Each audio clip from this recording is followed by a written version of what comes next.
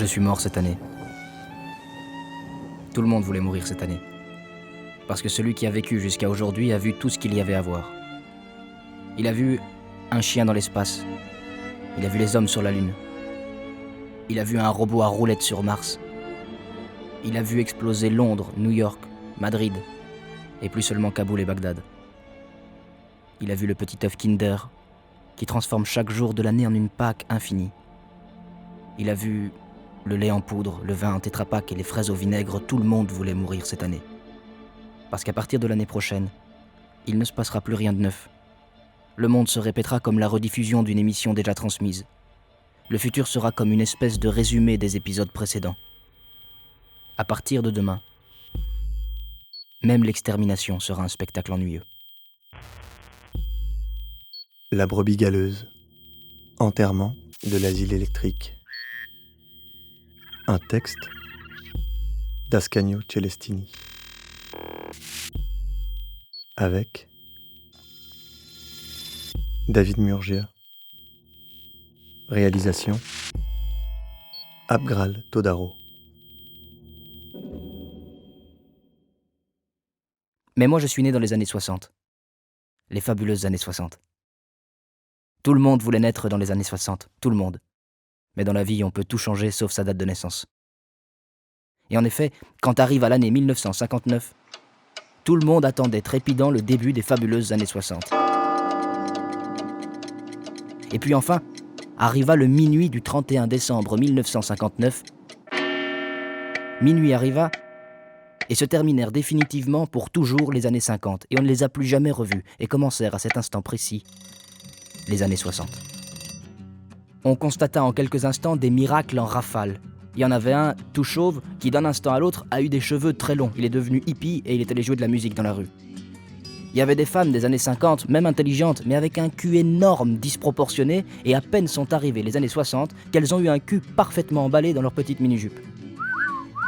Tout le monde attendait les années 60, les fabuleuses années 60. Tout le monde. Sauf ma grand-mère. Ma grand-mère était dégoûtée par les années 60. Comme l'a dégoûté les années 50, 40, 30, 20, la guerre, les Allemands, les partisans, les fascistes, les Américains. Ma grand-mère aimait seulement les poules. Ma grand-mère, elle marchait toujours pieds nus au milieu du poulailler.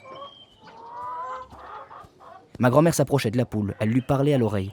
La poule relevait la tête. Ma grand-mère lui mettait la main sous le cul. La poule lâchait l'œuf et ma grand-mère l'attrapait au vol avant qu'il ne tombe par terre. Alors elle le prenait, elle lui faisait un trou avec l'ongle long de son petit doigt et puis elle le buvait. Il est tout frais cet œuf. Il sent encore du cul de la poule. Dans les années 60, ma grand-mère m'accompagnait tous les jours à l'école. Allez, viens. Mais le lundi matin,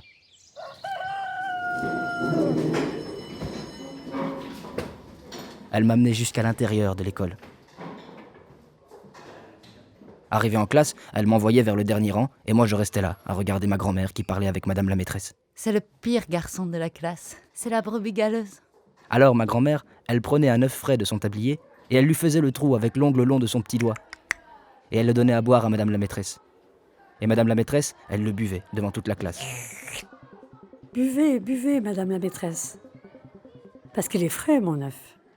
Il pue encore du cul de la poule. Elle a dit le mot. Elle a dit le mot. Elle a dit le mot. Tout le monde riait parce que ma grand-mère était habillée comme une vieille. Mais il riait surtout parce que ma grand-mère disait le mot cul. Et même s'il s'agissait du cul de la poule, il rigolait quand même.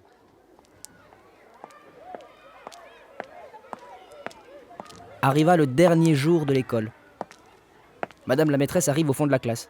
C'était la première fois de toute l'année qu'elle arrivait au fond de la classe. Et elle m'a tenu ce discours. Il y a ceux qui mûrissent avant et il y a ceux qui mûrissent après. Comme les pommes. Comme les pommes. Mais toi, tu es la pomme pourrie. Celle qui ne mûrira plus. Un truc à jeter à la poubelle. Un truc inutile. Un truc dégueulasse qui pue. La maîtresse, elle disait... Moi, avec toi, je ne sais pas comment faire. Tu n'y arriveras pas, Tu ne comprends rien. Tu viens à l'école juste pour réchauffer le banc. Tu viens à l'école juste pour réchauffer le banc. Tu oublies ta tête à la maison. Tu oublies ta tête à la maison. Mais toi, tu es la pomme pourrie. Un truc à jeter à la poubelle. Un truc inutile. Un truc dégueulasse qui pue. Elle me disait... Je devrais te faire doubler. Mais à mon avis, même si tu recommences, tu n'apprendras rien du tout. Parce que tu as une tête de mule. Alors, je me suis dit, je vais te faire réussir. Elle me disait... Dis-le à ta grand-mère que je vais te faire réussir. Dis-le à ta grand-mère. Dis-lui qu'elle m'amène des œufs frais. Alors, avec ma grand-mère, on allait dans la salle des profs. Là, tu sais, cette salle où ils sont tous cachés, tous ensemble. Et ma grand-mère offrait des œufs à tous les instituteurs. À madame la maîtresse, la mienne, mais aussi à l'instituteur de religion, au professeur de gymnastique, au directeur de l'école. Elle prenait les œufs frais, elle faisait le trou avec l'ongle long de son petit doigt, et elle en donnait un à chacun. Et les instituteurs buvaient. Et moi, j'étais reçu. Toujours reçu. Dans les fabuleuses années 60.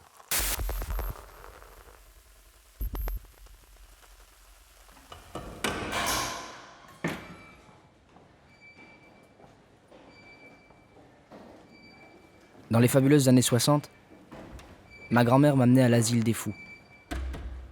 Elle m'y emmenait parce qu'elle allait apporter les œufs frais. Et quand tu arrivais là, il y en avait toujours un qui avait chié par terre. La bonne sœur, elle disait « Excusez-le, il a chié par terre. Il est comme une plante qui chie. C'est inutile d'être là à apprendre aux fous qu'il faut faire caca dans les cabinets, qu'après il faut tirer la chasse et puis se nettoyer le derrière avec le papier hygiénique, le bidet, ça et ça et ça. Ça sert à rien, parce que de toute façon les fous sont comme des ânes. À essayer de faire du bien à un âne, on reçoit que des coups de pied et des coups de sabot. Alors celui-là, tu le fais chier par terre, puis tu nettoies le caca, et la vie continue. » La bonne sœur dit que par contre, il y a une autre sorte de fous, une race de fous qui sont très étranges et qu'on appelle les catatoniques. Écoute bien ce que c'est, ces histoires de catatoniques. La bonne sœur, elle dit que les catatoniques, ils sont toujours très tranquilles, immobiles. Comme tu les mets, ils ne bougent plus. Elle dit que heureusement qu'il y a aussi ces catatoniques et pas uniquement ceux qui détruisent tout et qui font caca par terre. C'est pour ça que ma grand-mère, elle me laissait souvent au milieu de ces catatoniques. Ceci, c'est comme les morts. Ceci, il faut rien de mal. Et moi, je me souviens, le jour du carnaval, j'étais avec ces fameux catatoniques dans les fabuleuses années 60. Je me souviens que c'était un carnaval parce que moi, j'étais déguisé en lapin. Et je me souviens que ce masque de lapin, il me dégoûtait, moi. C'était un vieux masque de lapin, un masque des années 50, ridicule, comme toutes les choses ridicules des années 50. Il y avait même un fil tout rouillé qui sortait d'une de ses oreilles, son oreille cassée. La bonne sœur est arrivée au milieu des catatoniques et elle m'a même pas vu, la bonne sœur. Elle a sorti un mouchoir de sa manche, comme le font les vieilles. Elle l'a mis sur une chaise, elle s'est assise dessus et elle a commencé à dire le rosaire. Elle priait comme ça. Tout doucement, tout doucement, tout doucement. Tant et si bien que moi j'avais l'impression qu'elle parlait toute seule. Mais non, elle priait. Donc c'est avec Dieu qu'elle parlait. Mais à mon avis, même Dieu lui-même, il avait l'impression qu'elle parlait toute seule. Parce qu'elle parlait vraiment doucement. À un moment donné, j'ai vu tous ces catatoniques autour de moi. On aurait dit des morts. Bon, et la bonne sœur qui avait l'air d'une mort vivante. Si la mort passe en personne, là, maintenant, elle va tous nous prendre pour des morts. Et elle va tous nous emmener dans l'autre monde. Alors j'ai commencé à parler. J'ai parlé, mais comme ça, des paroles en l'air, juste pour dire quelque chose. Tu dis un mot derrière l'autre, en somme, tu ouvres la bouche juste pour reprendre de l'air, mais après tu continues à dire des mots l'un derrière l'autre. Je me suis dit qu'il fallait parler pour que si la mort passe, eh bien elle me prenne pas pour un mort, qu'elle emporte les autres, les fous, mais que moi elle dise voilà, lui sans doute qu'il est pas mort, c'est un lapin, même s'il a une oreille cassée. Alors j'ai commencé à parler comme ça en l'air, je disais tout ce qui me passe par la tête, j'ai vidé mon cerveau sur la bonne sœur. Et j'ai dit que je trouvais dégueulasse ce masque dégueulasse de lapin dégueulasse, que j'en voulais pas avec son oreille cassée, tout ridicule ce masque qui sortait et qu'il était ridicule des années 50, toutes les choses ridicules des années 50, et que moi je voulais être habillé en Tarzan. Ma sœur, tu connais Tarzan? Tarzan, c'est un héros des films de la jungle. Moi je voulais être habillé en Tarzan, parce que je voulais que tombe amoureuse de moi Marinella, qui est la plus belle fille de l'école, à mon avis. Enfin, selon l'avis de tout le monde d'ailleurs. Mais à mon avis aussi.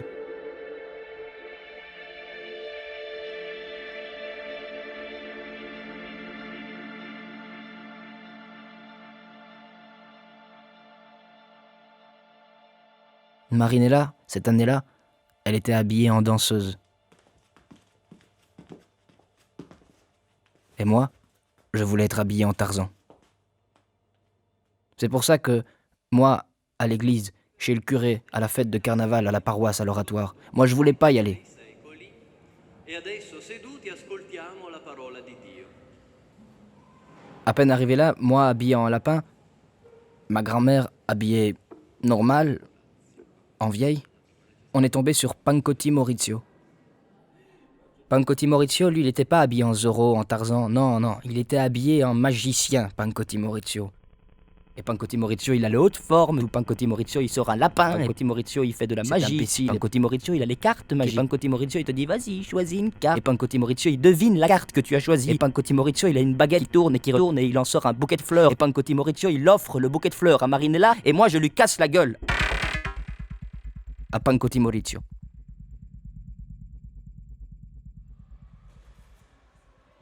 À peine j'arrive dans cette église pleine d'enfants déguisés, que le curé me regarde, il se retourne vers Pancotti Maurizio Pancotti Maurizio!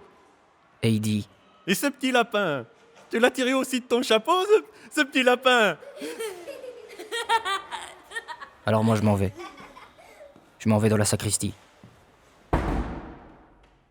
Jouer avec les araignées.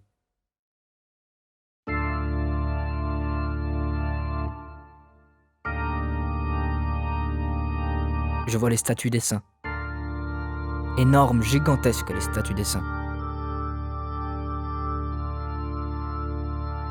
Je me souviens qu'au milieu de toutes ces statues énormes, je vois arriver Marinella. Marinella, elle est petite, elle est toute petite, elle est belle, elle est parfaite. Elle aussi, on dirait une sainte. Marinella, c'est une madone de poche. Elle vient vers moi et elle me dit J'en peux plus de voir Pancotti Maurizio qui fait de la magie. Et moi, je lui dis que Pancotti Maurizio est le gamin le plus débile du XXe siècle. Et alors, elle se met à rire. Marinella, prenons ce débile de Pancotti Maurizio, on l'enferme dans une fusée spatiale comme la chienne Laika et les Russes, ils vont l'envoyer dans l'espace. Et on envoie aussi Pancotti Maurizio, on le prend, on l'envoie dans l'espace avec la chienne. Et Marinella, après Pancotti Maurizio, il est tellement débile que ce débile de Pancotti Maurizio, quand il arrive sur la planète des débiles, les débiles, ils sont interplanétaires et ils disent « Ah, c'est Pancotti Maurizio, c'est notre ami !» Parce que il est tellement débile, Pancotti Maurizio, que les débiles, ils disent « Bon, il est vraiment débile, mais on va quand même l'engager comme clown, Pancotti Maurizio. » Et Pancotti Maurizio, Marinella, il devient le clown de la planète des débiles, Marinella. Et Marinella, elle rit, et puis... Et puis c'est fini. Parce que maintenant, Marinella, elle rit. Elle rit tellement fort que si elle continue encore quelques secondes, je crois que son visage va exploser. Alors je comprends que jusqu'à maintenant, moi j'ai fait l'enfant comique. Et les petites filles rient avec des enfants comiques. Mais elle tombe amoureuse des héros. Alors je comprends que je dois faire un geste héroïque. Je me tourne, je vois une araignée qui marche sur le mur, je la prends et je la mange vivante en regardant Marinella droit dans les yeux. Et elle tombe amoureuse de moi instantanément. Et maintenant je peux faire ce que je veux d'elle. Elle est complètement en mon pouvoir, elle est complètement hypnotisée par mon amour pour elle. Mais moi, je n'ai le temps de rien faire. Elle est très rapide. Elle se retourne, elle enfonce sa main dans une toile d'araignée, elle en retire une petite bestiole, elle la met dans sa bouche et elle dit « Eh, moi aussi j'ai mangé une araignée. » Mais c'est pas vrai. Moi, je m'en rends compte tout de suite que c'est pas vrai. Alors dis-moi quelle saveur elle avait, cette araignée. Ça avait quoi comme goût? Regarde, moi je sais quel goût ça a, parce que moi je les mange, mais toi tu le sais pas parce que toi t'es une fille et tu ne le sauras jamais. Je me lève et je cherche dans la sacristie. Et je trouve une grosse araignée, velue, pleine de poussière. Je la prends, je la lui mets dans la main et je lui dis « Tiens, prends, mange-la, et puis tu me diras quelle saveur ça a. » Et Marinella, elle prend l'araignée par une patte, elle ne la regarde même pas. Parce que c'est moi qu'elle regarde, Marinella. Comme si c'était moi l'araignée qu'elle tenait par une patte. Et moi je me dis que jamais plus dans l'histoire une main aussi parfaite ne tiendra une bête aussi dégueulasse. Marinella prend l'araignée, la met en bouche, la serre entre ses dents, sans même fermer les lèvres, pour me faire voir entièrement la scène de l'araignée écrasée. Quand je repense à cette chose, je me souviens même du craquement de l'araignée sous ses dents parfaites. Elle avale cette araignée velue, et moi je suis content. Parce que je me dis que maintenant, on est tous les deux des héros. Comme Batman et Catwoman. Comme deux robots atomiques indestructibles. Comme deux enfants bioniques.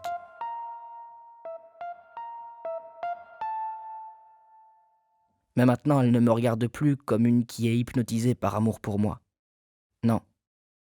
Elle me regarde et elle me dit « Moi, je t'aurais aimé pour toujours, jusqu'à la mort.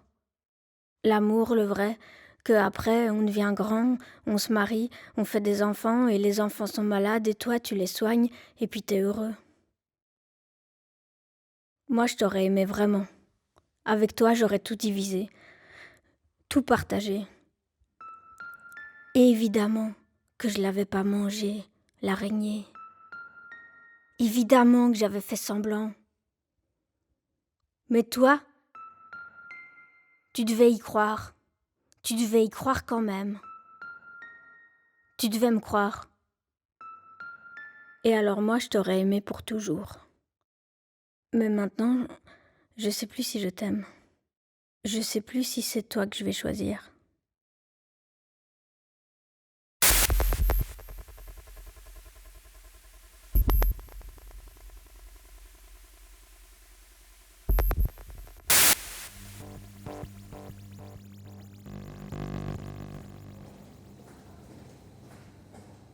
Ce jour-là, ma grand-mère avait les bas épais de la pharmacie et les souliers aux pieds, et moi j'étais habillé en lapin avec cette oreille cassée. On est allé à l'asile des fous. On est allé visiter ma mère. Mais moi je savais même pas que ma mère était là-dedans. Ma mère était tout attachée, ligotée au lit. Ma grand-mère s'est approchée, elle a retiré l'œuf de son tablier, elle a fait un trou avec l'ongle long du petit doigt, et elle lui a mis en bouche comme ça pour qu'elle le boive. Mais elle ne lui a pas dit « Ils sont encore du cul de la poule. » comme elle dit toujours, ma grand-mère. De toute façon, ma mère, elle aurait pas compris. Ma grand-mère dit que la maladie de certains fous, de fous comme par exemple ma mère, elle dit qu'ils ont un cerveau qui est comme une chambre où la lumière est toujours éteinte, où il fait tout le temps noir. Et quand quelqu'un est dans le noir, il a peur, parce que le noir, ça fait peur. Et on peut mourir d'avoir peur du noir. Alors à l'institut, à l'asile, qui est un asile électrique, on lui allume la lumière. Et ça lui donne du souffle, ça la fait respirer, ça lui redonne de l'élan. Mais la bonne sœur, elle dit que quand ma mère, elle reprend de l'élan, du souffle, quand elle respire comme ça, avec cette lumière, eh bien elle saute, elle danse, elle saute sur les gens. Elle dit qu'un jour, elle a agressé une bonne sœur, qu'elle lui a sauté dessus et qu'elle lui a arraché un morceau de visage avec les dents. Alors disons qu'on ne peut pas uniquement la soigner avec cette électricité, il faut vraiment la tenir attachée, ma mère, liée au lit, avec les sangles. Même que la bonne sœur, elle dit que maintenant on a commencé à faire une cure où on t'enfile des lames dans le trou des yeux, mais sans les abîmer, les yeux. Et la lame, elle arrive dans le cerveau et elle coupe les nerfs malades. Les nerfs qui sont pourris dans le cerveau, les nerfs pourris du cerveau. La bonne sœur, elle dit que maintenant ma mère, elle va bien, comme une plante, qu'elle peut même chier par terre. Allez, embrasse ta mère, Non, grand-mère, non. s'il te plaît. Non, je suis pas fou. Je sais que si je m'approche, elle me saute dessus et elle m'arrache un morceau de visage avec les dents. Comme à la bonne sœur. Embrasse-la, parce qu'après, ta mère va mourir. Eh, bah voilà. Quand elle sera morte, je l'embrasserai.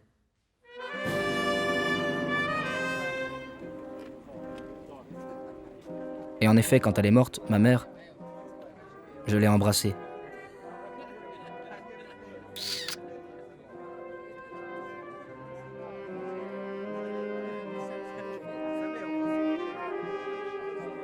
Le jour des funérailles, je me suis bien habillé. Ma grand-mère a mis les bas de la pharmacie et les souliers aux pieds, et on est allé aux funérailles qui commençaient à l'asile. Et là, j'ai bien connu le directeur de cet institut qui est quasiment un prix Nobel, un scientifique très important internationalement. Il m'a fait voir tout l'asile. C'est énorme cet asile, c'est très grand, c'est grand comme une ville.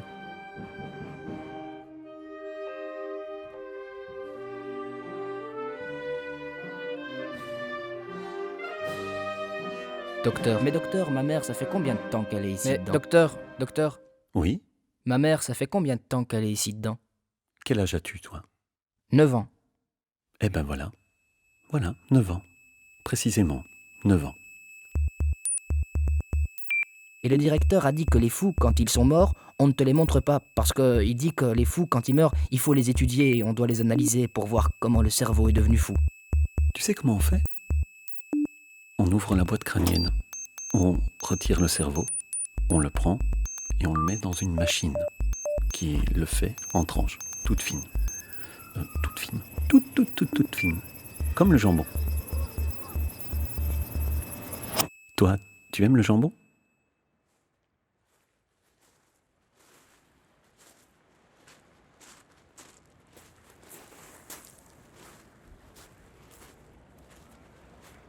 Alors ce jour-là, on a été à la mer avec ma grand-mère.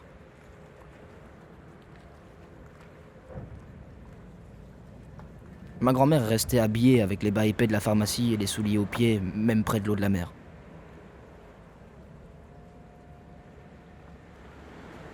Moi, je me suis mis en culotte et je me suis jeté dans la mer pour prendre un bain.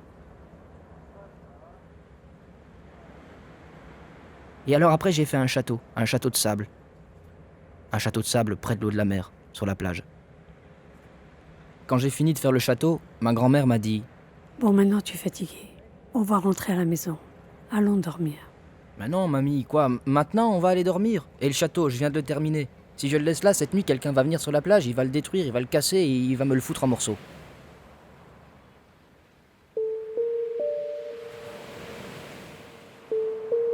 Quand tu fais un château sur le sable, tu dois le laisser là.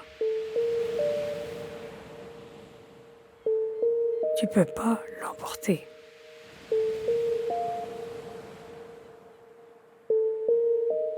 Pendant la nuit, personne ne le casse. Pendant la nuit, c'est la mer elle-même qui vient sur la plage.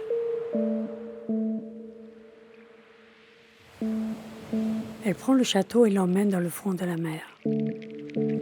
Et le château devient la maison des poissons. Et les poissons dorment dedans. Pendant la nuit, l'eau de la mer se remplit du noir de la nuit. Et avec le noir, les poissons deviennent fous. Alors ils ont besoin d'une maison pour aller y dormir, comme celle pour les fous. Parce que le noir, ça fait peur. Et on peut mourir d'avoir peur du noir.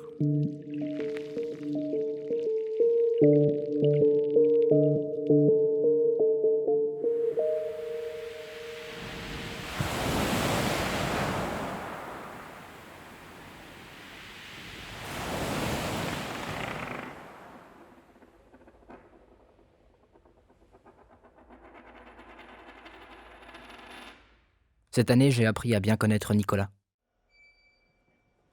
Nicolas est un pauvre fou qui est à l'institut, à l'asile, chez nous. Il y est depuis 35 ans. Nicolas, c'est un que, si tu le recherches dans les registres de l'asile, son nom, tu ne le trouves même pas. Parce que lui, on l'a jamais inscrit. Même pas au registre de l'état civil. Et si on te déclare pas à l'état civil, après, tu peux plus t'inscrire nulle part. Même pas à l'asile. Nicolas, c'est un de ces malades qui te donne un coup de main pour nettoyer les autres fous, un de ceux qui nettoient par terre, pour que les autres fous soient là, bien, calmes, tranquilles. Un jour, Nicolas m'a raconté comment lui a été amené à l'intérieur de l'asile. Nicolas, son histoire, il te la raconte comme ça. Je suis Nicolas. Il dit « Je suis Nicolas. Nicolas, je suis. » Bon, je suis Nicolas dans les années 60. Après, c'est l'histoire d'un fou. Les fabuleuses. Donc c'est pas qu'on doit commencer à tout croire non plus. Personne ne voulait naître dans les années 60. Personne. Parce que si tu étais né dans les années 60, alors tu devais être fabuleux. Fabuleux. Comme l'étaient les années 60. Les années 60. Et mon père ne m'a même pas déclaré au registre de l'état civil. Mon père. L'état civil. L'état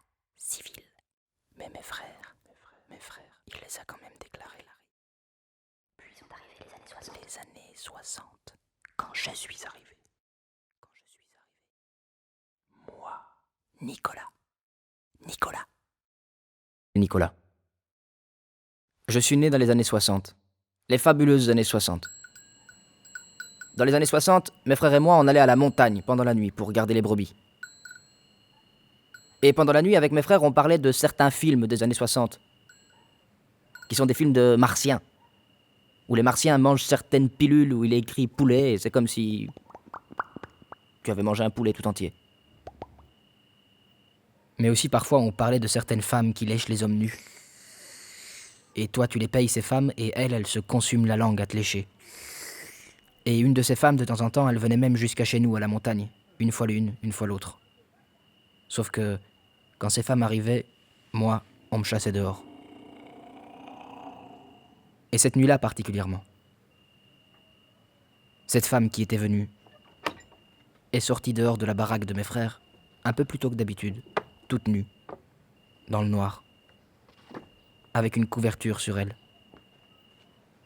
Elle s'est approchée de moi et je me suis dit, allez, c'est bon, ça y est, elle va me lécher. Mais j'ai pas eu le temps de lui demander. Elle a été très rapide. Elle m'a dit... Et toi, t'es qui? Je suis Nicolas. Je suis né dans les années 60. Les fabuleuses années 60. Ouais, d'accord. Mais qu'est-ce que tu fous ici, au milieu des brebis? Eh bien, je garde les brebis avec mes frères, ensemble avec mes frères qui sont là-dedans, et tu les connais. Et puis la nuit, quand on est ici, on parle aussi de films de martiens. Et puis, on parle aussi des femmes qui lèchent les hommes nus. Mais quoi? Tu dois me lécher? Je ne peux pas te lécher. Parce que maintenant, les fabuleuses années 60 sont terminées. Maintenant commencent les années 70. Et personne ne peut savoir si elles seront fabuleuses, elles aussi. Et je vais te dire, il en a manqué de peu pour que ce soit une vraie catastrophe. Et tu sais à cause de qui? À cause des Martiens. On a envoyé trop de fusées et de chiens dans l'espace. Et du coup, les Martiens ont pensé que nous, les Terriens, on était méchants. Et ils ont voulu vérifier. Seulement les Martiens pour savoir si tu es gentil ou méchant. Ça ne leur suffit pas de t'écouter ou de te regarder. Non. Ils doivent te goûter. Comme un plat de pâtes. Alors, les Martiens sont entrés à l'intérieur de nous, les femmes qui lèchent les hommes nus. Et quand moi je lèche tes frères, je ne le fais pas par plaisir. Pour l'argent, non. C'est une mission spatiale. Moi, je passe ma langue sur le corps puant de tes frères, et cette puanteur se transforme en une espèce de mathématique cybernétique algébrique interplanétaire. Et puis, les Martiens comprennent si tes frères sont gentils ou méchants. T'as compris? Bah oui, j'ai compris, c'est pas compliqué. Mais vu que j'ai compris aussi que tu m'as pas léché du tout. Et moi, je pourrais être un criminel mangeur des Martiens. Je ne peux pas te lécher. Les années 60 sont terminées. Et les Martiens sont rentrés sur Mars. Et je crois que j'y vais aussi sur la planète rouge. Là-bas, lécher les gens n'est pas vu comme une chose étrange. On se fait pas traiter de pute dès qu'on lèche quelqu'un. Puis mes frères qui étaient à l'intérieur de la baraque se sont mis à crier et à appeler cette femme. Et elle riait. Non, je ne peux pas revenir. Les années 60 sont terminées. Et maintenant commencent les années 70. Comment? Vous me donnez pas l'argent? Oh, je dois acheter un billet pour aller sur Mars.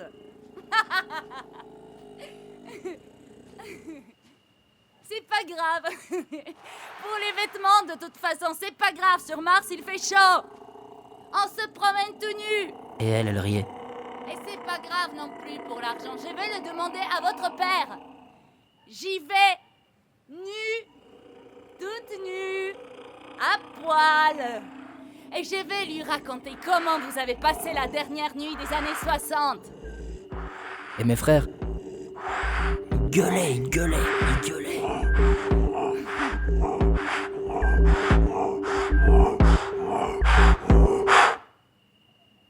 Et comme ça, avec cette couverture sur elle, descendue dans la rue, dans le noir, et elle a disparu. Et mes frères ont arrêté d'hurler. Ils sont sortis de la baraque. Et ils prenaient des gros cailloux par terre et ils les balançaient. Jusqu'à ce qu'à un moment donné,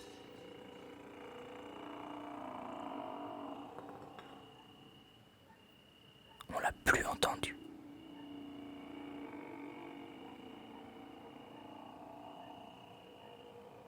J'avais l'impression que mes frères avaient tué la nuit à coups de cailloux.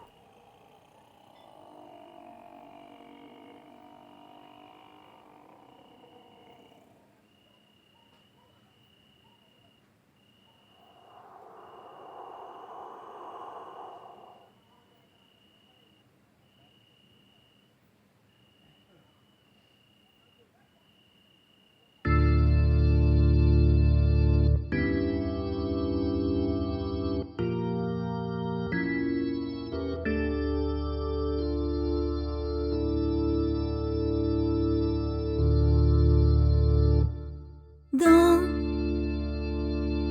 les creux d'un silence,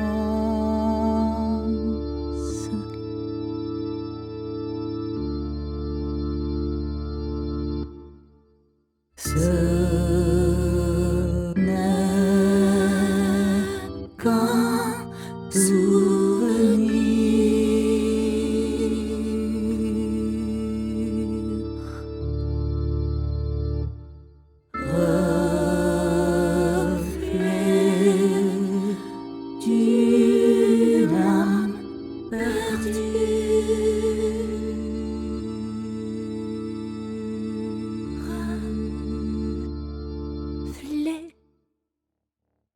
d'une âme perdue dans silence,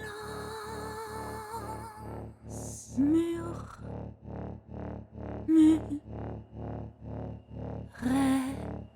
dans sa doute. Il s'effondre sans bruit.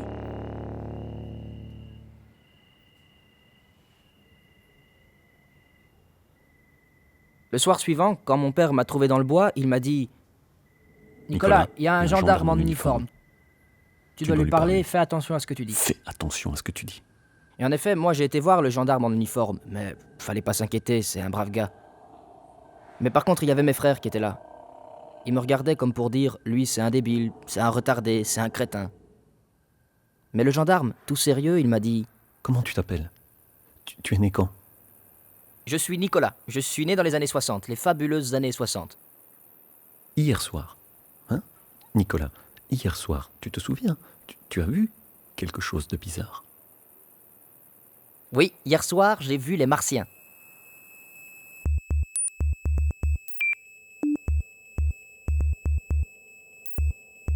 Puis le gendarme en uniforme m'a amené à l'Institut des Fous. Et là aussi, les années 60 étaient terminées. Alors la bonne sœur m'a mis au lit, mais moi le lendemain matin, je m'étais pissé dessus. Mais qu'est-ce qu'on fait ? On fait le petit gamin tout petit ? On se pisse dessus ? Mais tu crois qu'on est à l'hôtel ? Et que tous les jours on va changer les draps du lit ? On doit plus pisser, hein ? Et moi j'avais honte du fait d'avoir pissé. Mais la nuit suivante, j'ai encore pissé. Alors qu'est-ce qu'on fait, les petites filles ? On se pisse dessus ? Bah, qu'est-ce que tu veux ? On arrête de pisser dans le lit, s'il vous plaît. Sinon, je fais un petit nœud dans le petit zizi. J'avais une honte de cette histoire de pisse. Mais la troisième nuit, j'ai encore pissé. Alors là, la bonne sœur, elle m'a plus rien dit. Elle m'a pris, elle m'a amené dans la pièce du médecin, elle a fermé la porte, elle m'a mis sur le petit lit, elle m'a déshabillé, et je me suis dit, ça y est, la bonne sœur va me lécher. Et puis les infirmières me tenaient par les jambes, les bras. La bonne sœur m'a mouillé les tempes avec de l'eau et du sel, je crois. Et puis elle m'a mis les électrodes et le médecin a dit « Prêt ?» Et la bonne sœur a dit « Prêt ?»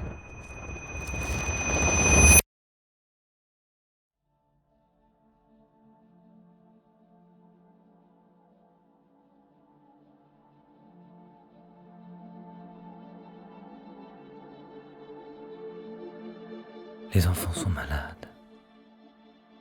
La maladie des enfants, c'est la peur. Et en effet, les enfants ont peur de tout. Ils ont peur des monstres, ils ont peur des loups, ils ont peur des araignées. Alors à l'asile, qui est un asile électrique, on allume la lumière. Et quand la lumière s'allume, les monstres disparaissent, les loups s'enfuient. Et même les araignées deviennent de stupides animaux écrasés contre un mur. Parce que la maladie des enfants, c'est la peur du noir. Parce que le noir leur fait peur. Et on peut mourir d'avoir peur du noir.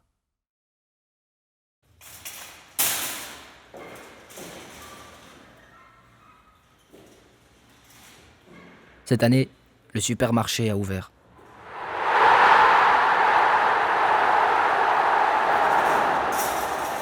Alors comme ça, tous les jours, moi, Nicolas et la bonne sœur, on va au supermarché.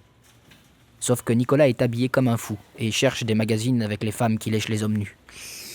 Et la bonne sœur, elle est habillée comme une bonne sœur et elle dit son rosaire. Et moi j'ai honte d'aller au supermarché avec un fou et une bonne sœur. Et puis la bonne sœur, elle pète. Elle marche et elle pète. Elle se retourne et elle pète. Elle s'appuie, elle se détend et elle pète. Parce que la bonne sœur, elle est sourde. Elle n'entend pas l'épée qu'elle fait. La bonne sœur, elle pète et Nicolas il dit 1. La bonne sœur se retourne et Nicolas 2. La bonne sœur s'appuie, fait semblant de rien, se détend et Nicolas 3. Pour certains chiffres 11. Nicolas les dit plus fort. Alors parfois, bon oui, elle est sourde, mais quand même ça, elle l'entend. Alors elle se retourne et elle dit « Oh, Nicolas! Pourquoi tu as dit ce numéro 11 ?» Et elle pète. Et Nicolas 12. La bonne sœur marche comme un train à vapeur. 12, 15, 26, 34, 58, 60, 48, 59, 65, 72, 83, 99, 34, 48, 59, 65, 72, 83, 76, 14.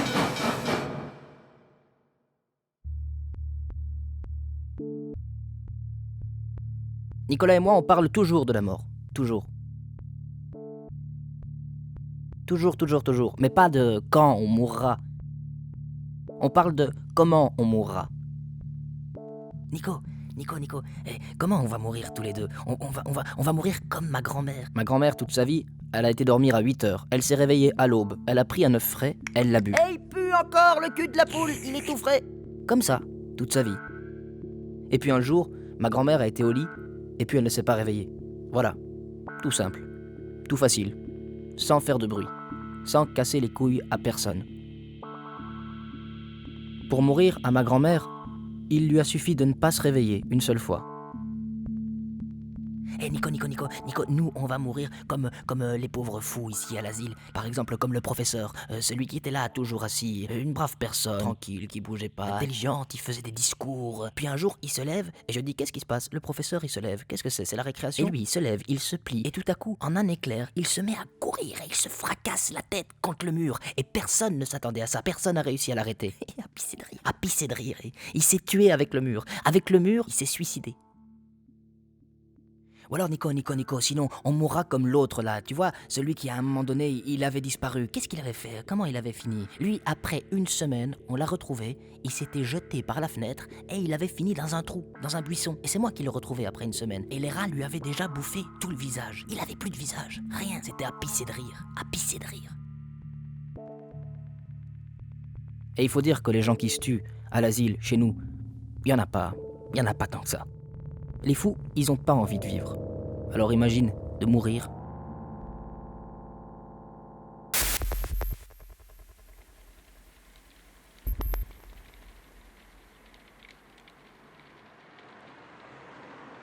Et puis un soir, sur la terrasse, Nicolas s'est mis à parler des années 60.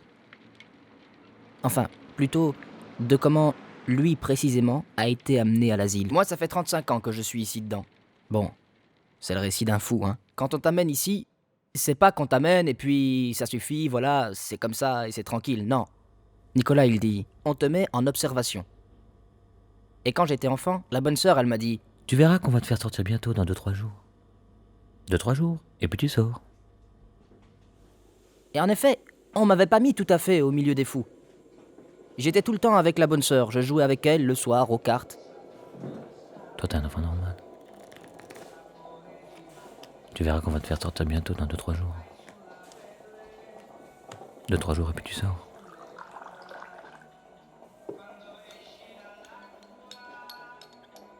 Et un soir, 2 amis de classe sont venus me trouver, 2 enfants. Ils s'appelaient Robertino Casoria et Pancotti Maurizio. Nico, va jouer avec ses enfants. De toute façon, toi, tu es normal. Et moi, je me suis mis à jouer.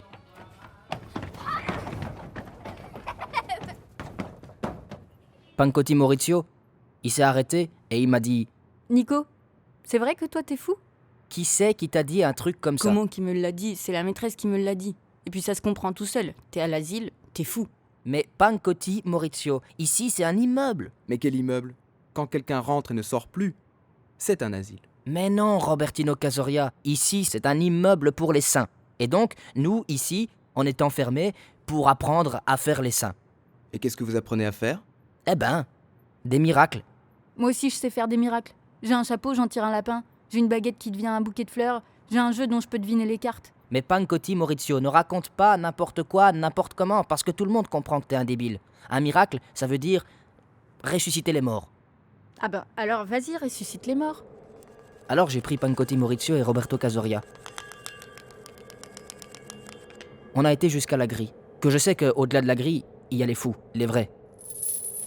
Et Robertino a grimpé derrière moi, et Pancotti Maurizio, qui a un gros cul et qui a un gros lard et qui pèse 1 tonne, cet imbécile, on lui disait « Dépêche-toi, gros cul, gros lard, Pancotti Maurizio, dépêche-toi !» Dépêche-toi de grimper cette grille. Et voilà le miracle, c'est que cette grosse panse a réussi à grimper la grille. On est arrivé jusqu'au muret, où moi je sais que là, il y a plein de lézards. Maintenant je le déchire, je le casse, je le tue, et puis je le ressuscite. J'ai détaché la queue et je l'ai tapé par terre. Le lézard est resté là, à l'arrêt, immobile. Eh, vous avez vu que je l'ai tué ? Eh ben maintenant je vais le ressusciter. Robertino Casoria était avec les yeux écarquillés et la bouche ouverte, il respirait même plus.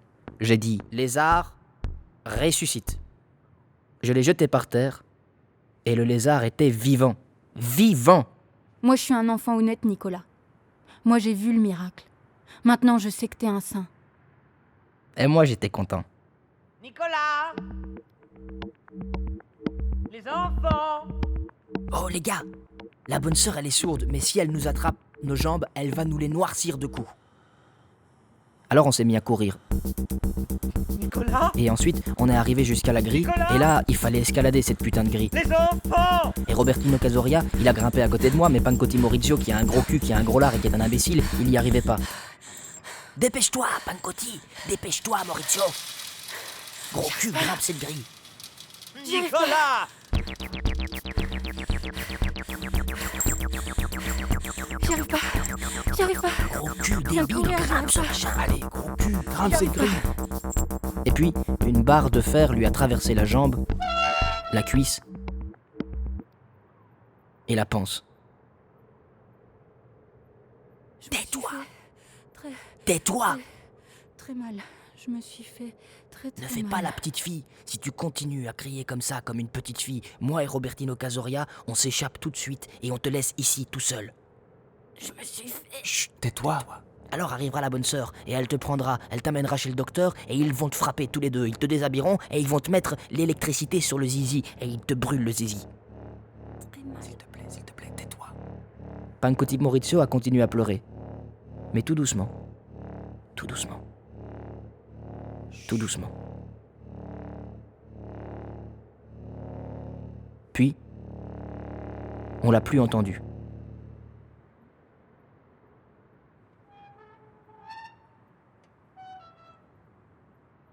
Nico, mais c'est vrai que tu sais faire les miracles.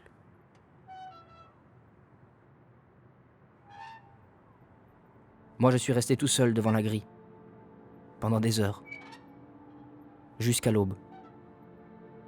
Je regardais Pancotti Maurizio attaché. Suspendu là-haut. On aurait dit une chose, un truc, un machin.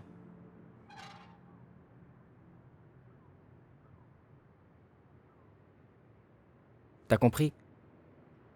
Moi, ça fait 35 ans que je suis ici dedans. Moi, en 35 ans, j'aurais tout oublié, tout. J'avais tout oublié.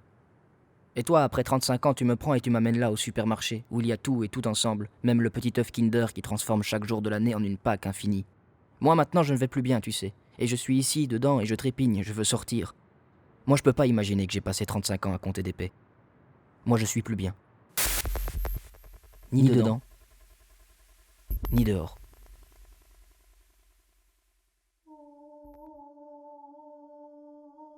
Je suis mort cette année.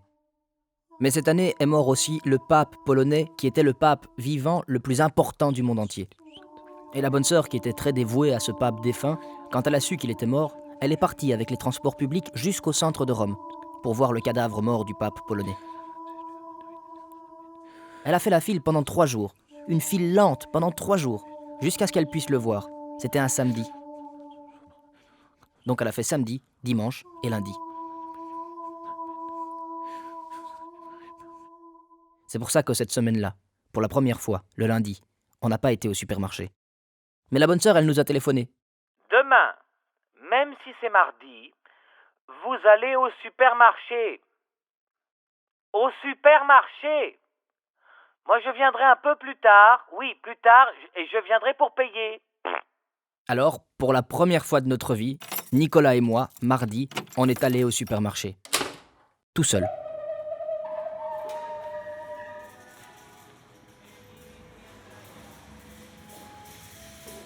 Arrivé au supermarché, Nicolas, il a tiré sur ma veste et il m'a dit « Allons voir s'il y a des revues de femmes qui lèchent les hommes nus. » Alors, on y est allé. Et il n'y avait rien. Il n'y avait que des revues, tout ce qu'il y a de plus normal, des revues où personne ne lèche les hommes nus. Mais derrière le rayon des revues, il y avait la demoiselle, celle qui fait les promos pour le café Lavazza. Moi, je l'ai reconnue tout de suite. Elle était belle. C'était Marinella. Marinette, c'est toi? T'es la même que quand j'étais enfant, sauf avec les nichons plus gros. Toi aussi, t'es le même. T'as la même voix de petit gamin. Moi, je suis un qui parle pas beaucoup. Moi, ma voix, je ne l'use pas. Ma voix, comme la nature l'a créée, ma voix, je la conserve en l'état. Mais dis-moi, c'est toi qui viens avec la bonne sœur, celle des fous? Ah oui, c'est moi avec la bonne sœur, avec les fous, ça c'est moi. Mais c'est vrai ce qu'on dit à la caisse? Que la bonne sœur fait des paix? Oh, elle pète, la bonne sœur, elle pète. Elle fait des paix énormes, la bonne sœur, mais fort. Moi, je la connais depuis longtemps, la bonne sœur, et plus elle devient sourde, plus elle devient un phénomène avec ses paix. Mais tranquille aujourd'hui, Marinella, tranquille, parce qu'aujourd'hui, la bonne sœur, elle est pas là. Elle est à Rome, chez le pape qui est mort. Aujourd'hui, elle pète en déplacement.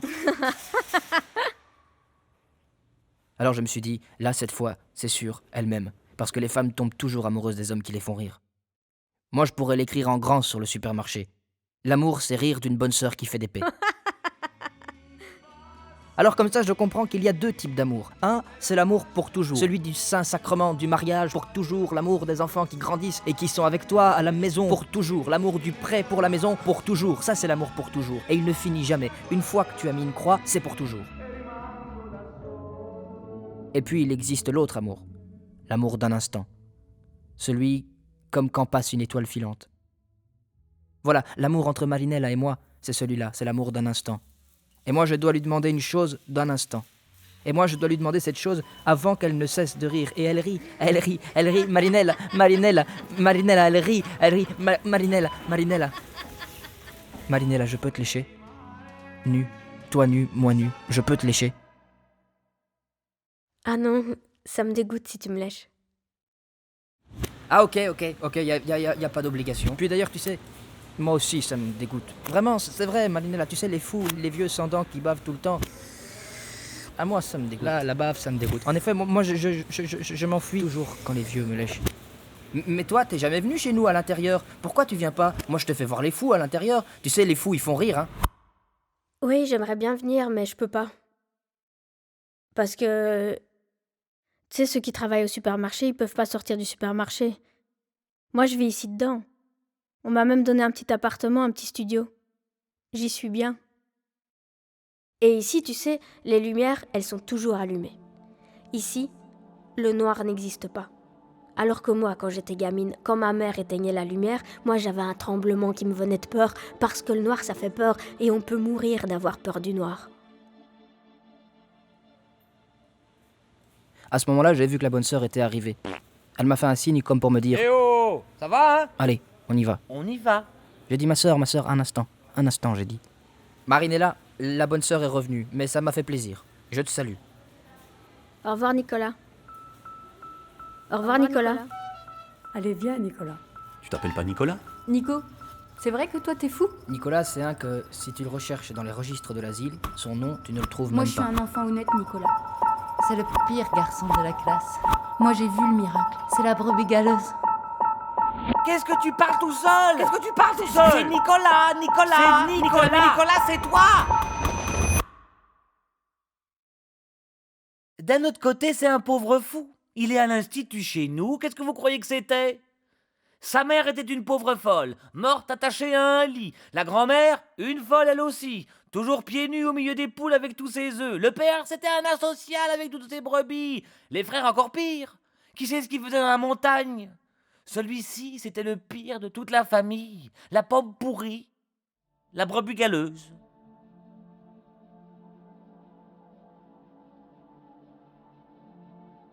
Je suis mort cette année. Comment je suis mort précisément, je ne saurais pas le dire. Je crois que je suis mort en dormant, comme ma grand-mère.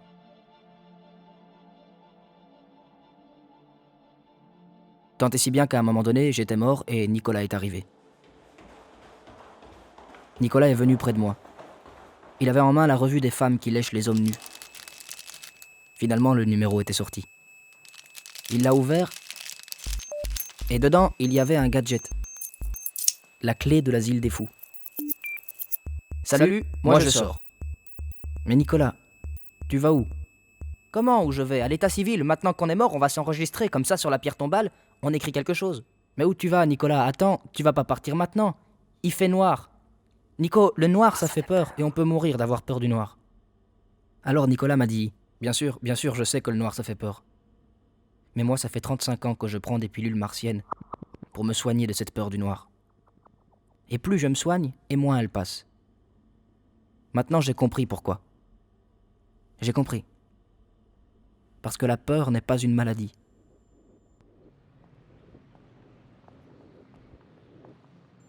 Nicolas est sorti. Il s'est mis sur la place devant l'institut. Et pour la première fois, depuis 35 ans, il était tout seul.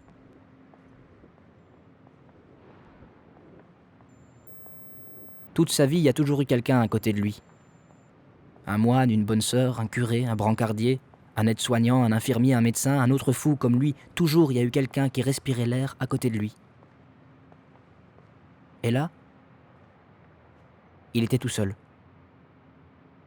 Il respirait l'air. Tout l'air, à lui tout seul. L'air tout entier. Et il regardait l'institut. De dehors, on aurait dit un immeuble. Mais comment c'est possible? Comment c'est possible que quand on vit longtemps, on vit 100 ans? Comment c'est possible? L'Institut des Fous, lui, par contre, ça fait des centaines d'années qu'il est là, et pourtant il n'est pas encore mort. Personne ne le tue.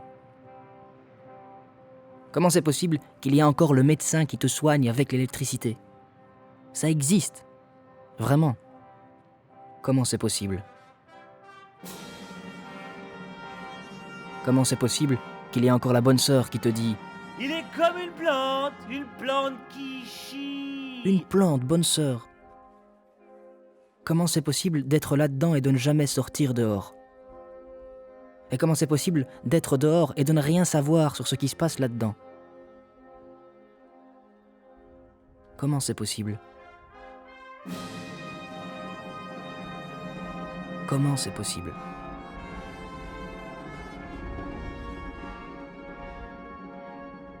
C'était Comment c'est possible? La brebis galeuse. Enterrement de l'asile électrique. Comment c'est possible? Une œuvre d'Ascanio. Adaptation radiophonique, Chiara. Réalisation, Guillaume.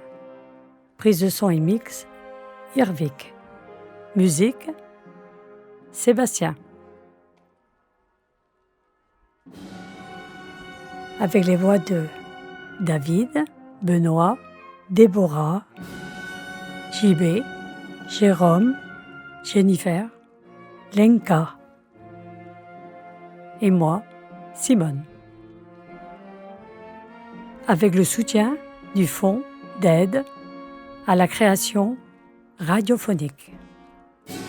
Avec l'accompagnement de l'ACSR et la complicité du Théâtre National. Une production La Tentative. Merci à Patrick, Tommy, Antoine, Carmelo et Element Perspective.